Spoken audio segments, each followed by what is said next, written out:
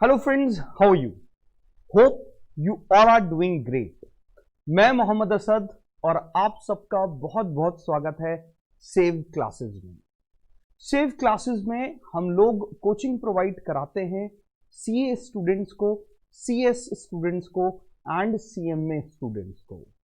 मैं मोहम्मद असद पिछले कई वर्षों से प्रोफेशनल लेवल के स्टूडेंट्स को कोचिंग प्रोवाइड करा रहा हूं और आज हम आपके साथ जर्नी स्टार्ट करने वाले हैं सीए फाउंडेशन की। Before starting the class I would like to congratulate you all. अब आप सोच रहे होंगे कि सर कॉन्ग्रेचुलेशंस किस लिए? बेटा कॉन्ग्रेचुलेशंस इसलिए क्योंकि आपने कॉमर्स स्ट्रीम का एक ऐसा कोर्स ऑप्ट करा है जिसकी मार्केट के अंदर सबसे ज्यादा रेपुटेशन एंड सबसे ज्यादा डिग्निटी है। आपने कॉमर्स स्ट्रीम का सबसे नोबल कोर्स ऑप्ट करा है after your class 12। Being a commerce candidate, बेटा सीए एक ऐसा प्रोफेशन है जिसकी मार्केट के अंदर डिमांड कल भी थी, मार्केट के डिमांड आज भी है एंड डेफिनेटली फ्यूचर में भी इसकी डिमांड रहेगी। देखिए सर, एक चार्टर्ड अकाउंटेंट की जरूरत, एक सीए की जरूरत वहां होती है जहां पर बिजनेस होता है, और बिजनेस बेटा कल भी था, आज भी है और भविष्य में भी बिजनेस रहेगा। जहां पर भी पैसे का लेन देन है वहां पर चार्टर्ड अकाउंटेंट की जरूरत रहेगी, आपकी जरूरत रहेगी। आपके घर के पास बेटा एक जो छोटी सी दुकान चलाता है, उस व्यक्ति से लेकर देश के सबसे अमीर व्यक्ति तक भी आपकी जरूरत है। इसलिए मैंने आपको कॉन्ग्रेचुलेशन कहा क्योंकि आपका फ्यूचर बहुत ज्यादा ब्राइट होने वाला है। तो देखिए सर, आज श्री गणेश कर रहे हैं हम अपनी सीए फाउंडेशन क्लासेस का, लेकिन स्टार्ट करने से पहले हम एक सीए की जर्नी देखते हैं कि सीए की जर्नी सर होगी कैसी।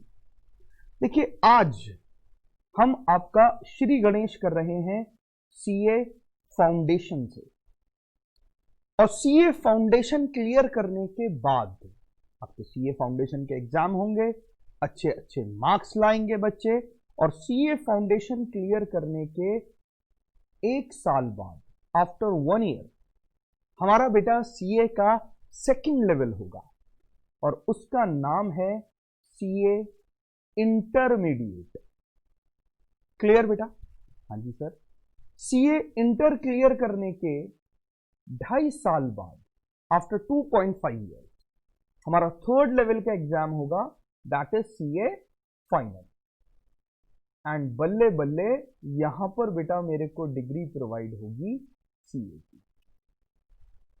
तो आज से लगभग 3.5-4 साल बाद आपके पास कॉमर्स की बेटा एक ऐसी डिग्री होगी जिसकी मार्केट के अंदर सबसे ज्यादा रेपुटेशन है, जिसकी मार्केट के अंदर सबसे ज्यादा डिग्निटी है, जो कॉमर्स स्ट्रीम का सबसे बड़ा कोर्स है।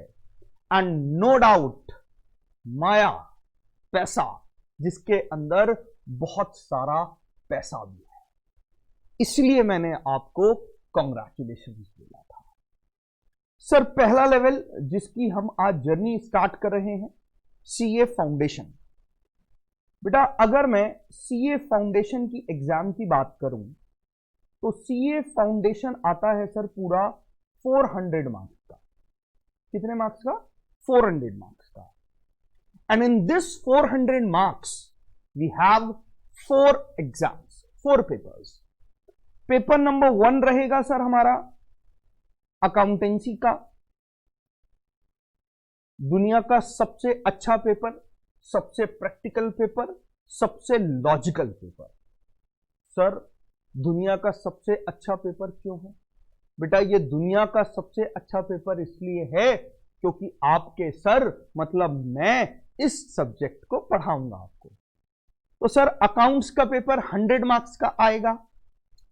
सेकंड पेपर होगा सर हमारा लॉ, कानून की बातें।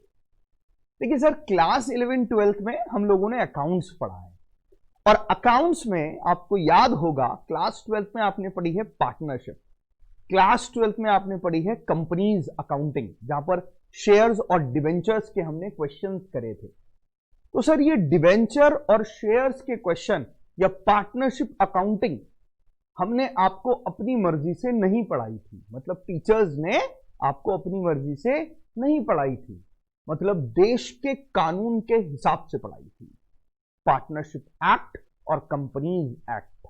तो इस तरह के कुछ कानून हैं जो बिजनेस से रिलेटेड हैं बेटा, वो हम अपने सीए फाउंडेशन के पेपर 2 में पढ़ने वाले हैं। पेपर 3 हमारा रहेगा सर इकोनॉमिक्स, इको। सर ये तो बड़ा प्यारा सब्जेक्ट है। हाँ बेटा, तो प्यारा सब्जेक्ट है तो प्यारे सब्जेक्ट में प्यारे प्यारे मार्क्स भी लाने हैं। हाँ सर बिल्कुल। Paper 4 QA, quantitative aptitude. Clear? तो 4 पेपर्स ऑफ 100 मार्क्स ईच। इस तरह हमारा सीए फाउंडेशन बेटा 400 मार्क्स का होता है। कुछ बच्चे पूछ रहे हैं कि सर एक बात पूछें। मैंने कहा बेटा पूछो। सर हमने तो सुना था कि सीए फाउंडेशन में इंग्लिश भी आ रही है। हाँ बेटा अभी बताते हैं आपको। देखो बेटा ये जो हमारा पेपर 2 है लॉ का, इस पेपर 2 के बेटा 2 सेक्शंस रहेंगे। फर्स्ट सेक्शन होगा हमारा लॉ का, और सेकंड सेक्शन हमारा रहेगा बेटा कमर्शियल इंग्लिश का। क्लियर? लॉ हमारा 60 मार्क्स का आएगा और इंग्लिश हमारा 40 मार्क्स का आएगा। तो और मजा आएगा हमें सीए फाउंडेशन पढ़ने में। क्लियर बच्चा? अब बच्चा एक और पूछ रहा है कि सर क्या मैथ्स नहीं आती?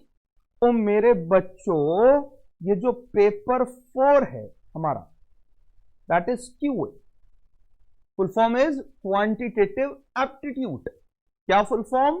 Sir quantitative aptitude. हाँ बेटा, तो क्वांटिटेटिव एप्टीट्यूड के भी सेक्शंस हैं। सेक्शन 1 आएगा बेटा हमारा maths of 40 marks. Section B रहेगा सर हमारा स्टैट्स 40 मार्क्स एंड रीजनिंग। ये रीजनिंग बेटा हमारी रहेगी 20 मार्क्स। बेटा इंडिया में जितने भी कॉम्पिटिटिव एग्जामिनेशन होते हैं वहां पर ये रीजनिंग का पार्ट बड़ा इंपॉर्टेंट होता है।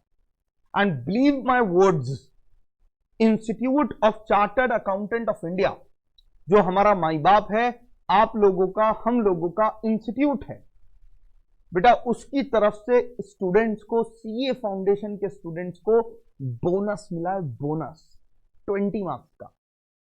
एग्जाम में स्कोर करना रीजनिंग में बहुत आसान, रीजनिंग सब्जेक्ट बहुत आसान, तो घबराने की जरूरत नहीं है। ये जो मैथ्स है ये केवल 40 मार्क्स की आती है, वो भी सीए फाउंडेशन में। सीए इंटर में मैथ नहीं होगी, सीए फाइनल में भी मैथ्स नहीं होगी। You have to study mathematics only in CA foundation, वो भी एमसीक्यू लेवल पर। सर मतलब?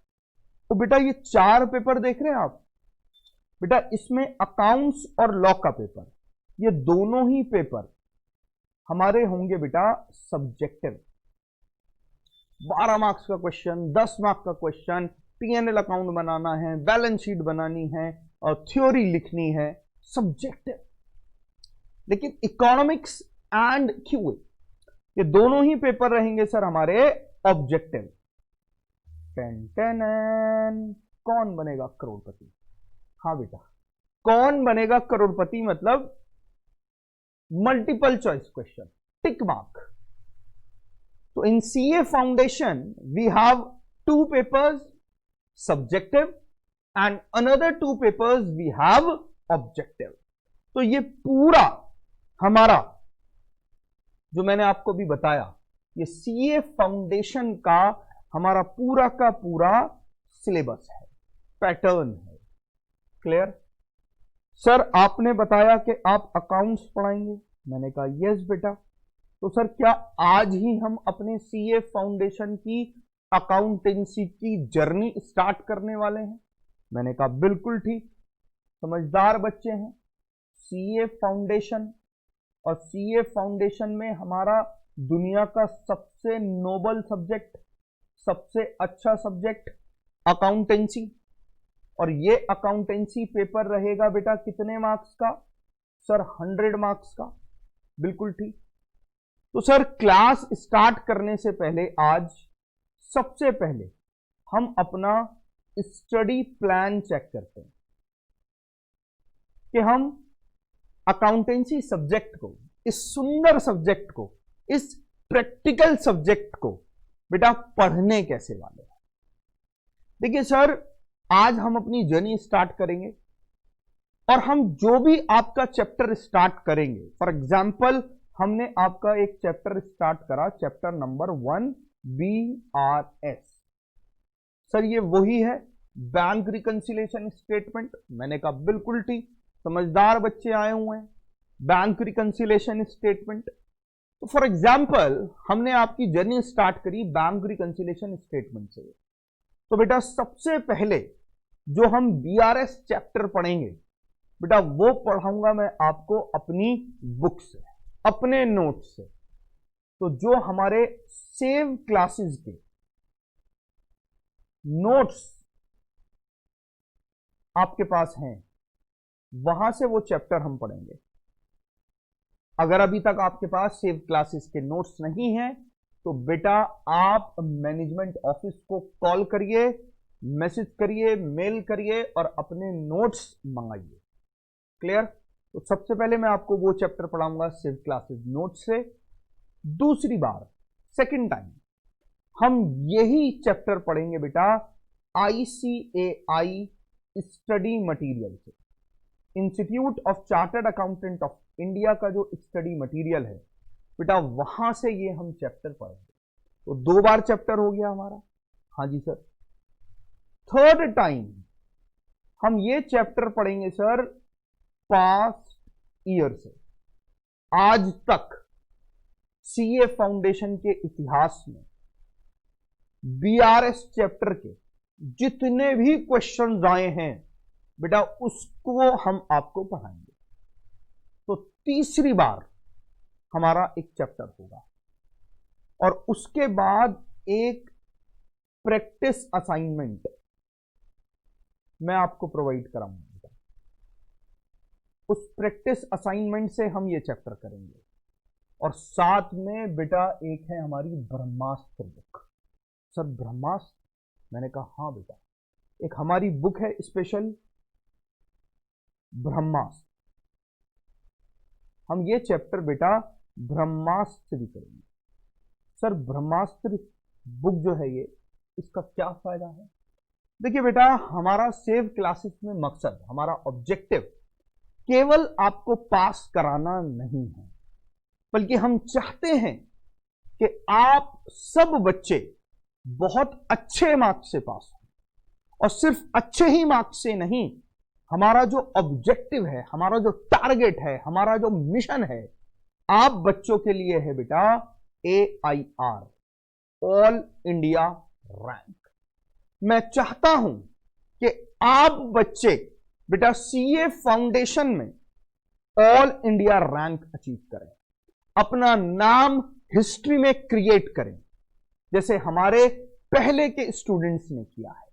There are n number of students जिन्होंने सीए क्लासेस में, सीए फाउंडेशन हो, इंटरमीडिएट हो, फाइनल हो, वहां पर ऑल इंडिया रैंक अचीव करी है। तो उसी मिशन के साथ आज आप और मैं दोनों बेटा प्रतिज्ञा लेते हैं, कसम खाते हैं। सर क्या कसम खाएं? बेटा कसम खाते हैं कि हम सीए फाउंडेशन में ऑल इंडिया रैंक अचीव करेंगे। और बेटा आपके सबसे अच्छे सब्जेक्ट अकाउंटेंसी में हमारा टारगेट रहेगा बच्चों 95 plus, and to score 95 plus in this subject. ये जो ब्रह्मास्त्र बुक है बच्चों, ये सबसे ज्यादा इंपॉर्टेंट है, क्योंकि ये ब्रह्मास्त्र है और ये ब्रह्मास्त्र आपको पहुंचाएगा 95 प्लस पर और आपको पहुंचाएगा ऑल इंडिया रैंक पर। क्लियर? तो ये हमारा स्टडी प्लान था सर, कि कोई भी चैप्टर जो मैं आपका स्टार्ट करूंगा बेटा, वो कम से कम हम 5 बार पढ़ चुके होंगे, 5 बार।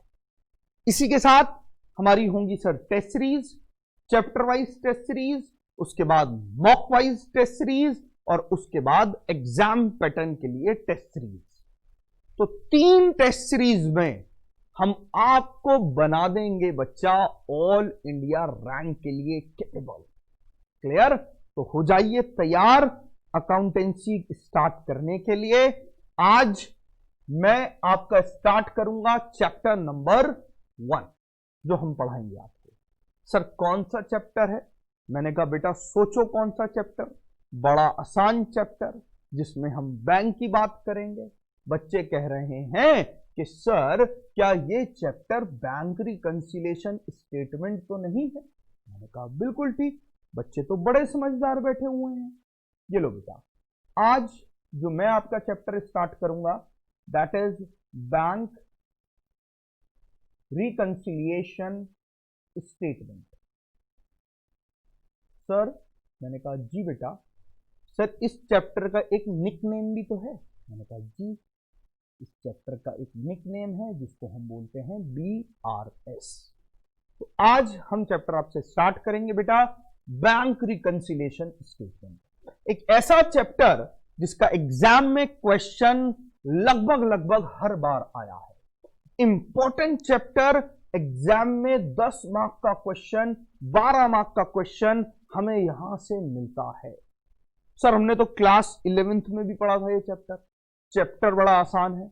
मैंने कहा हां बेटा चैप्टर तो आसान है, लेकिन हम क्लास 11th में अब नहीं हैं। Now we are in CA foundation classes.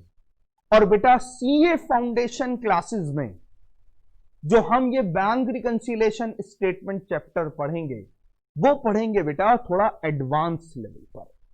देखिए क्लास 11th में जो इस चैप्टर से क्वेश्चन आए थे वो क्लास 11th के लेवल के थे, लेकिन अब हम क्लास CA में हैं, CA फाउंडेशन की क्लास कर रहे हैं। तो यहां पर ये चैप्टर एडवांस लेवल पे पढ़ना होगा, ना कि नॉर्मल लेवल पर। तैयार हैं सब बच्चे? हाँ जी सर बिल्कुल तैयार हैं।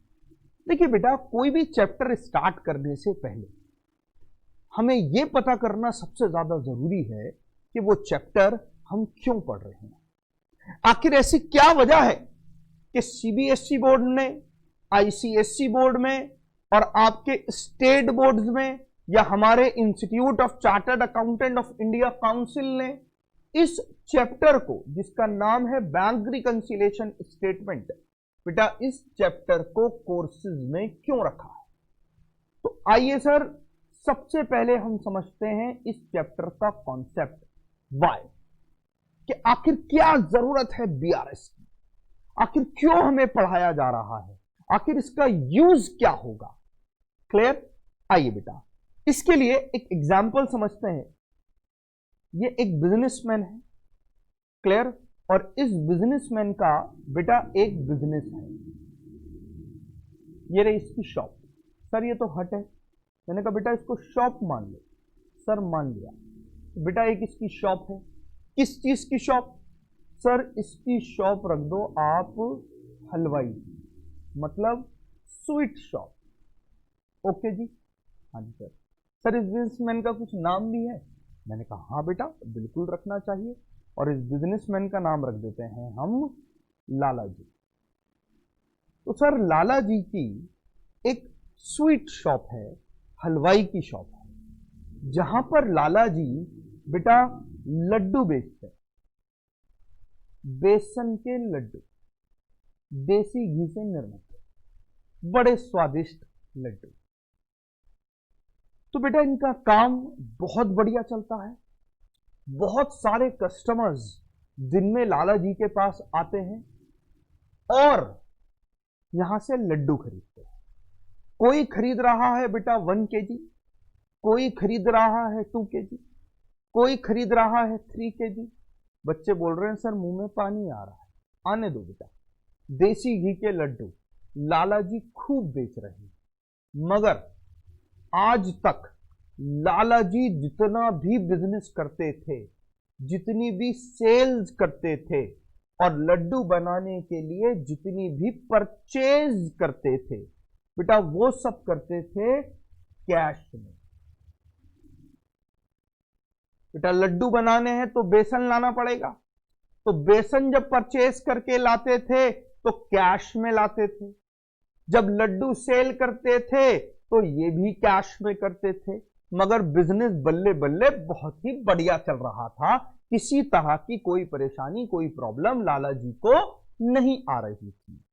लेकिन लाला जी के जीवन में एक डेट आ गई बेटा, और वो डेट थी सर 8 नवंबर।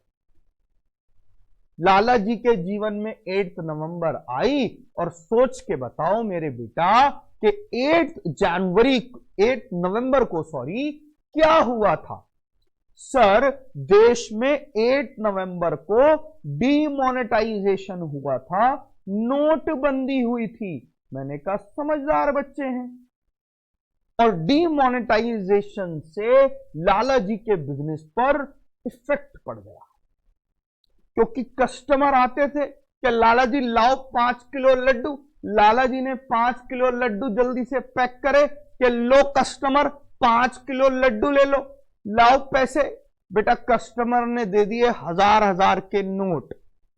लाला जी ने कहा कि सर पीएम मोदी साहब ने कहा है कि 9 rupees 1000 note is not a legal tender.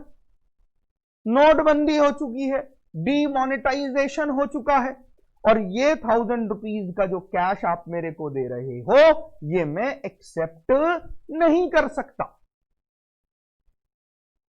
तो लाला जी के बिजनेस पर डीमोनेटाइजेशन का बहुत इफेक्ट आया। लाला जी बेसन खरीदने जाते थे, कैश में परचेज करते थे, लेकिन अब बेसन देने वाले ने भी मना कर दिया कि भैया अब तो कैश में आपको नहीं मिलेगा, डीमोनेटाइजेशन हो चुका है। लाला जी परेशान कि भैया क्या करें, बिजनेस की जो रोज की सेल थी वो दिन पर दिन डिक्रीज हो रही है। लाला जी परेशान है। लाला जी ढूंढ रहे हैं कि कोई एक ऐसा बच्चा मिल जाए, कोई एक ऐसा समझदार व्यक्ति मिल जाए जिससे मैं अपनी परेशानी बताऊं और वो मुझे इस परेशानी का सॉल्यूशन बताए। तो बेटा लाला जी अपनी दुकान के बाहर, हलवाई शॉप के बाहर बैठे थे। उन्होंने देखा एक बच्चा जा रहा है, बैग उसके ऊपर है और बैग के पीछे लिखा है save classes for CA CS CM में। लाला जी सोचे भैया ये तो सीए का स्टूडेंट होगा, सीएस का स्टूडेंट होगा, बुलाओ इस बच्चे को, अपनी समस्या बताओ। बेटा उस बच्चे को बुलाया, बच्चे से पूछा भैया क्या पढ़ते हो। बच्चे ने बताया कि मैं तो सेव क्लासेस में सीए फाउंडेशन का स्टूडेंट हूं। तो एक बच्चा आप में से ही, सर क्या नाम है बच्चे का, बताओ बेटा। सर राजू रख लें। मैंने कहा हाँ बेटा। एक छोटा बच्चा राजू, सीए फाउंडेशन का हमारा, उसे लाला जी ने रोक लिया और उससे पूछा कि भैया नोटबंदी हो चुकी है, मेरा बिजनेस कैश में चलता था, कैश में ही मैं बेसन परचेज करके लाता था, कैश में ही मैं सेल करता था, लेकिन ड्यू टू डीमोनेटाइजेशन अब नोटबंदी की वजह से हमारे बिजनेस पर इफेक्ट आया है और हम कैश में ट्रांजैक्शन नहीं कर पा रहे हैं, जिससे हमारे बिजनेस में बहुत ज्यादा इफेक्ट पड़ा है। राजू ने कहा नो प्रॉब्लम लाला जी, मैं सीए फाउंडेशन का स्टूडेंट हूं, असद सर का स्टूडेंट हूं, सेव क्लासेस का स्टूडेंट हूं, मैं आपकी समस्या का समाधान करूंगा। कहा जी बताओ क्या समाधान है। कि देखो लाला जी, आप बैंक में एक अकाउंट खुलवा लो। कहां पर? अकाउंट। बैंक में। लाला जी ने कहा ठीक है। उसके बाद क्या होगा कि आपके पास जितना भी पैसा है वो सारा डिपॉजिट कर दीजिए, कहां पर? बैंक्स में। लाला जी ने कहा नो प्रॉब्लम, मैं सारा पैसा डिपॉजिट कर देता हूं बैंक में। फिर क्या? फिर आपको जब भी परचेज करनी हो, आप कैश में परचेज ना करना बल्कि चेक देना। और चेक देने का यह फायदा होगा कि पेमेंट कहां से हो जाएगी? बैंक से। और जब भी आप सेल करो, जब भी आप सेल करो तो बेटा कैश में सेल ना करना लाला जी, आप चेक के द्वारा सेल करना, अपने कस्टमर से चेक लेना और चेक के जरिए से आपके बैंक में पैसा आ जाएगा, नो प्रॉब्लम। तो लाला जी हो गए खुश। लाला जी ने कहा राजू मेरे बेटे, तुमने तो मेरी समस्या का समाधान कर दिया, लेकिन चलो मेरे साथ जरा अब बैंक में और मेरा बैंक में एक अकाउंट खुलवाओ। तो सर ये जो हमारे लाला जी हैं ये बैंक चले गए और इन्होंने बैंक मैनेजर से कहा कि मैनेजर साहब मैं बैंक में एक अकाउंट खुलवाना चाहता हूं। ना खुलवाइए, कोई दिक्कत वाली बात नहीं है। तो बेटा एक अकाउंट खुलवा लिया लाला जी ने, कहां पर? बैंक में। और बैंक में सबसे पहले लाला जी ने पैसे डिपॉजिट कर दिए, लेट से 50,000 रुपीज। क्लियर? 1 जनवरी को, ये लीजिए 1 जनवरी को 50,000 रुपए डिपॉजिट कर दिए लाला जी ने बैंक में। अब लाला जी तो डरपोक व्यक्ति, डरपोक बिजनेसमैन, लाला जी को डर हुआ कि ये बैंक वाले मेरे पैसे चुरा तो नहीं लेंगे। 3-4 दिन बाद लाला जी ने फोन करा मैनेजर साहब को, टक टक, हेलो मैनेजर साहब मेरे अकाउंट में आप बताएंगे कितने पैसे हैं?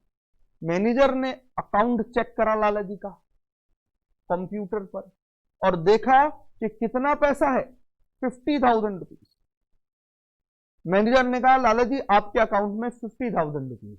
लाला जी ने कहा कि मेरा पैसा चोरी नहीं हुआ। अब ये जो राजू बच्चा था, राजू ने कहा कि लाला जी आप परेशान मत होइए, आप एक काम करिए, आप एक बुक बनाइए अपने पास, हिसाब किताब रख लीजिए अपने पास। जब भी आप बैंक में पैसा डिपॉजिट करोगे आप अपने पास लिख लो, आप जब भी बैंक से पैसा पे करोगे वो भी अपने पास लिख लो, तो आपको डरने की आवश्यकता नहीं है। लाला जी के बात समझ में आई। लाला जी ने कहा कि भैया जब भी मैं पैसा डिपॉजिट करूंगा मैं एक रजिस्टर बना लेता हूं अपने पास। ये रहा रजिस्टर, मैंने 50,000 रुपीज प्लस करे थे, मतलब डिपॉजिट करे थे, तो मैं अपने पास लिख लेता हूं 50,000। तो लाला जी के हिसाब से भी 50,000 रुपए और बैंक वालों के हिसाब से भी 50,000 रुपए।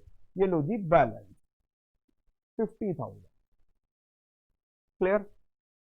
कुछ दिन बाद लेट से ऑन 6 जनवरी लाला जी ने सेल करी और लोग उन्हें चेक देकर आए और वो चेक लाला जी ने कहां डिपॉजिट कर दिए? बैंक में। तो बैंक में पैसा आ गया? हाँ जी सर बिल्कुल आ गया। तो भैया लाला जी ने 20,000 रुपीज के चेक डिपॉजिट करे तो लाला जी के हिसाब से उनके पास 70,000 रुपीज और बैंक में भी पैसा आ गया, बैंक वालों के हिसाब से भी लाला जी के पास 70,000 रुपीज। लाला जी ने फिर फोन करा, टक टक, हेलो मैनेजर साहब मेरे पास कितने पैसे हैं? मैनेजर साहब ने कहा कि सर आपके अकाउंट में है 70,000। लाला जी ने अपना रजिस्टर देखा कि हाँ भाई 70,000, बैंक से कोई भी चोरी नहीं हुई है। क्लियर है बात? हाँ जी सर बिल्कुल क्लियर। बेटा लाला जी ने परचेज करा बेसन 10,000 रुपीज का, तो लाला जी ने उसको चेक दे दिया और जैसे ही लाला जी ने चेक दिया लाला जी ने तुरंत अपने रजिस्टर में आके माइनस कर दिए 10,000 रुपीज। तो लाला जी के हिसाब से लाला जी के पास कितना पैसा? सर 60,000। बिल्कुल ठीक। और ये पैसा पेमेंट हो गई।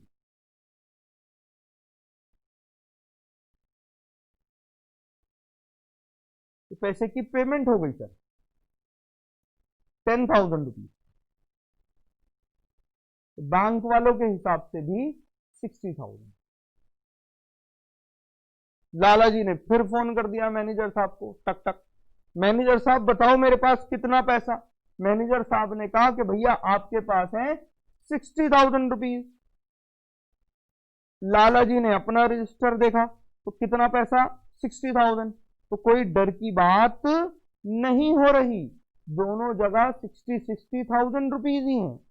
सर 60,000 ही तो रहेंगे। मैंने कहा क्यों रहेंगे बेटा। सर देखो हम बैंक में पैसा डिपॉजिट कर रहे हैं और वही पैसा हम अपने रजिस्टर में लिख रहे हैं, तो सर हमारे रजिस्टर का बैलेंस और बैंक अकाउंट का बैलेंस हमेशा क्या होगा सर, मैच। बिल्कुल ठीक, तो कोई दिक्कत वाली बात नहीं है, लाला जी का बिजनेस बढ़िया चल रहा है, लाला जी परेशान नहीं हो रहे। क्लियर है बेटा। नाउ कुछ दिन बाद लाला जी ने फोन करा, टक टक, हेलो, कि मैनेजर साहब बोल रहे हैं। हाँ जी मैनेजर बोल रहा हूं, बताओ जी मेरे अकाउंट में कितना पैसा। मैनेजर ने कहा लाला जी आपके अकाउंट में 58,000 रुपीज। कितने 58,000। लाला जी ने अपना रजिस्टर चेक करा तो रजिस्टर में कितने आए 60,000। लाला जी गुस्से में आ गए, लाला जी परेशान हो गए। लाला जी ने उस राजू स्टूडेंट को सीए फाउंडेशन के पकड़ा कि राजू बेटा इधर आ, तूने कहा था कि बैंक से ट्रांजैक्शन करो, बढ़िया ट्रांजैक्शन होती है, कोई भी पैसा चोरी नहीं होता, लेकिन बैंक वालों ने मेरे 2,000 रुपीज चोरी कर लिए। बैंक मैनेजर साहब बोल रहे हैं 58,000 है और मेरे रजिस्टर के हिसाब से मेरे पास 60,000 रुपीज है। मेरा रजिस्टर और बैंक अकाउंट हमेशा इक्वल आने चाहिए, लेकिन इक्वल नहीं आ रहे हैं, बताओ मेरे 2,000 रुपए कहां हैं। बेटा सीए फाउंडेशन के राजू स्टूडेंट को पकड़ लिया कि भैया बता मेरा पैसा कहां है, पिटाई करूंगा।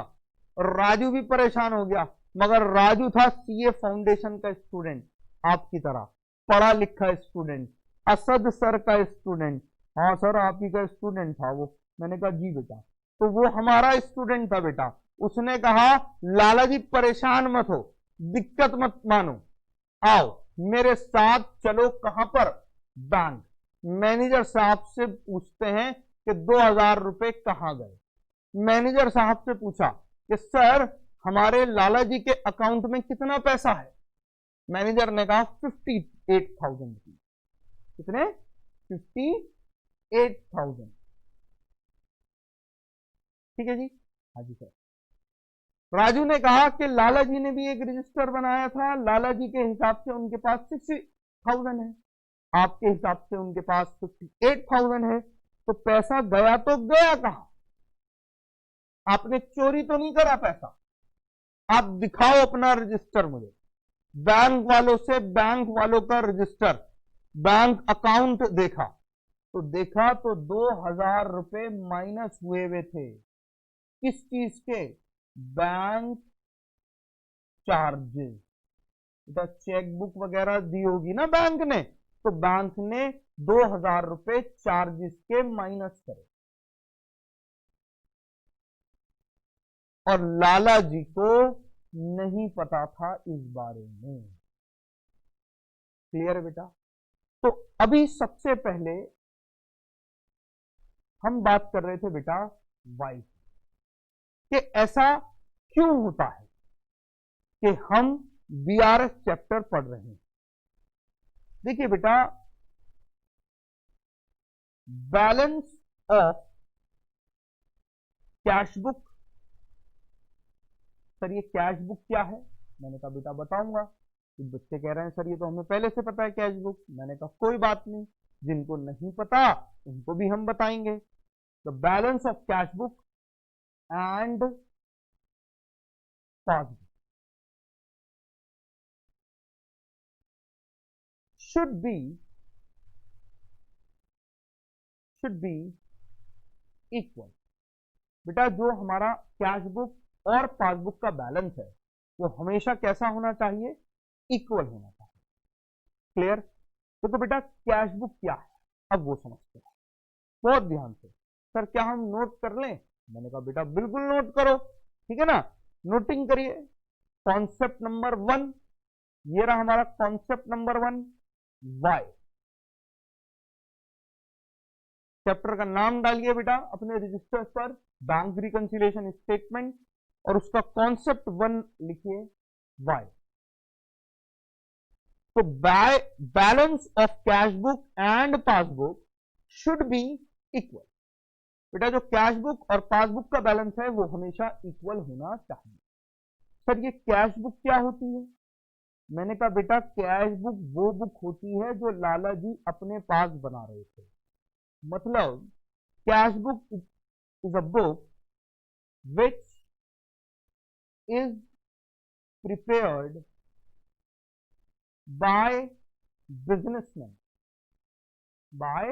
businessmen to record all the banking transaction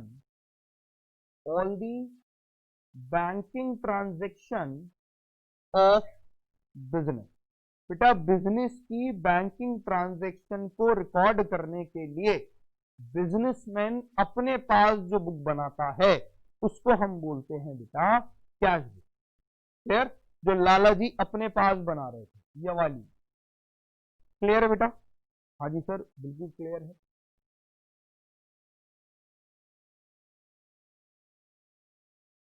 तो लाला जी जो अपने पास बना रहे थे बुक बेटा उसको हम बोलते हैं क्या। And sir what is a passbook? बेटा passbook it is a book which is prepared by bank. बेटा is a book which is prepared by bank. Clear? तो कैश बुक कौन बनाता है? सर कैश बुक बनाता है बिजनेसमैन। कौन बनाता है सर? सर बिजनेसमैन बनाता है। और पासबुक कौन बनाएगा? बैंक बनाएगा। क्लियर? कैश बुक बिजनेसमैन बनाता है to record all the banking transaction of business. बिल्कुल इसी तरह बेटा passbook is prepared by bank to record all the banking transaction of business बेटा समझदार ही से समझने की अब जरूरत है। ठीक है सर कैश बुक बनाई लाला जी ने, क्यों बनाई?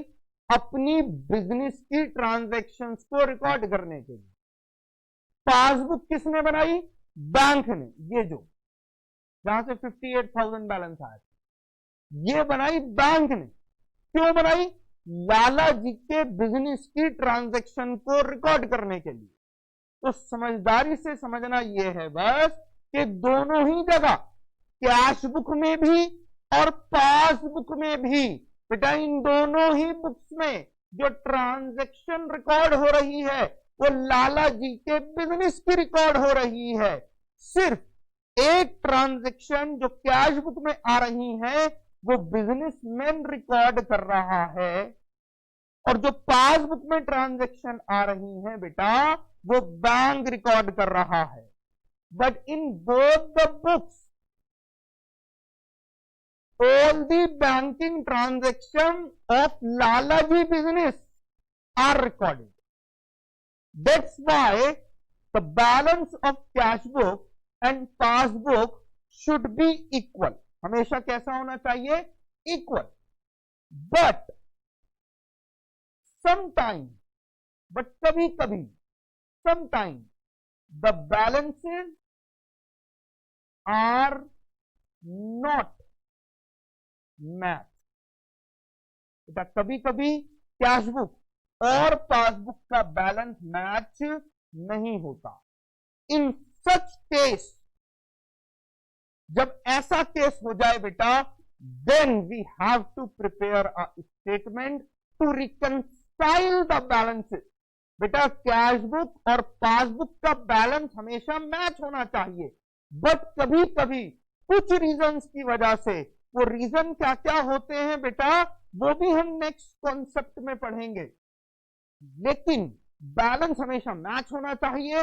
अगर वो मैच नहीं है तो बेटा हमें एक ऐसा स्टेटमेंट पढ़ना पड़ेगा, एक ऐसा स्टेटमेंट हमें बनाना पड़ेगा जो दोनों के बैलेंसेस को रिकंसाइल कर दे, दोनों के बैलेंसेस को चेक कर दे।